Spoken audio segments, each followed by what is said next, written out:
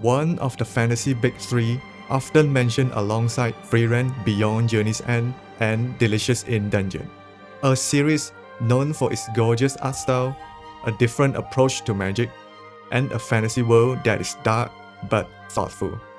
After years of waiting, Witch Hat Atelier is finally becoming an anime, and this might be one of the most special fantasy adaptations coming.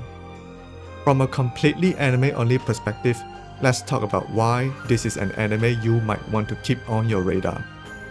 Witch Hat Atelier was first announced back in April 2022, and ever since then, it slowly built a reputation as one of the most anticipated fantasy adaptations. A lot of fans group it together with other fantasies like Frieren and Delicious in Dungeon. They represent this newer wave of fantasy that focuses less on power fantasy and more on atmosphere, emotion, and world building. And also because they are all well-written, well-thought stories. We are having tons of fantasy every year, every season. In fact, 9 out of top 12 anime this season are considered fantasy. So, what makes Witch Hat Atelier especially stands out among the rest? Let's find out. After digging a bit into the fandom, the first thing almost everyone mentions is the visuals. Witch Hat Atelier is constantly described as gorgeous, visually striking, and almost storybook-like. Even just from the trailers and key visuals, there's this handcrafted, illustrated feeling to the world that immediately separates it from a lot of modern fantasy anime. But what really seems to make this series special is how it treats magic. People often describe its magic system as creative and imaginative, but also very structured, like a hard magic system where it is tied to rules and limitations. I have even seen people compare it to Full Metal Alchemist.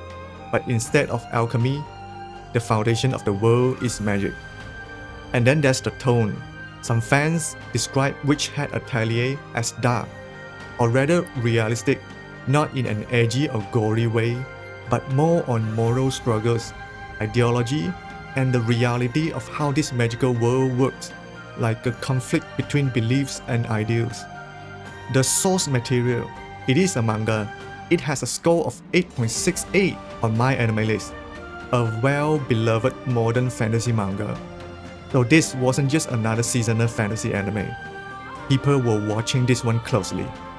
So, will this anime be good? Our expectation is high. Can the anime team actually deliver? Well, it all depends on the anime is being produced by Bug Films, which is a relatively new studio. A lot of their staff are former OLM employees. Bug Films was involved in anime like Komi Can Communicate and Summertime Rendering before their first proper anime, Zone 100, which, if you follow it while it was airing, you probably remember it for 2 things. 1. Beautiful animation and visuals, and 2. Serious production and scheduling problems. Episodes were often delayed on streaming platforms, and the last 3 episodes ended up airing months after the original schedule. And don't get me started on the incomplete opening visuals until much later into the season. Naturally, when people heard Witch Hat Atelier was being handled by the same studio, there was both excitement and concern. Originally planned to be aired in 2025, the anime was delayed to April 2026. And honestly, I much prefer this kind of delay. A delay before it airs is better than a delay during the air, or even collapsing halfway through the season. A pre-air delay like this usually means the studio is trying to avoid exactly what happened with Zone 100. So while delays are never ideal, this one actually makes me more hopeful that they are trying to ensure the quality of the final product. The first trailer dropped in mid-2024. Looks gorgeous, but it was pre-animated. And the second proper trailer dropped in November 2025, and the reaction was pretty positive.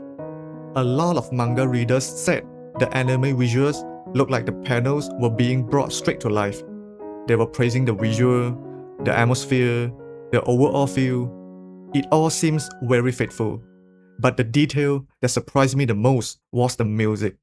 In the staff credit, we can see that the composer attached to this anime is Yuka Kitamura. She's worked on games like Sekiro, Dark Souls 3, Elden Ring, and Bloodborne, some of the most iconic dark fantasy games out there. And this is her first time composing for an anime after going independent. In an interview, she mentioned that the music will be quite different from her previous work. She said that thanks to her experience at Form Software, she feels confident building dark fantasy world. But that foundation also given her the freedom to explore entirely new ones, which is honestly a great news for everyone. So, what is Witch Hat Atelier actually about? Here's a brief synopsis. In a world where magic is treated as something ordinary, Coco dreams of becoming a witch. But she was not born with a gift of magic.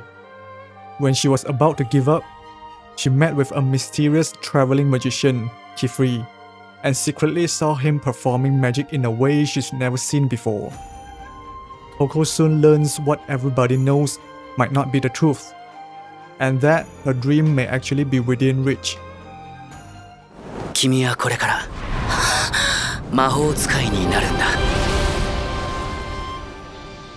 I don't know about you, but I was sold right from the start. I'm a sucker for a good fantasy. So yeah, from an anime-only perspective, this is pretty much every notable info I can find about Witch Hat Atelier, and why it might end up being one of the standout fantasy anime when it finally airs. Let me know what you think. Are you excited for this one? And that's about it. Thanks for watching. See ya!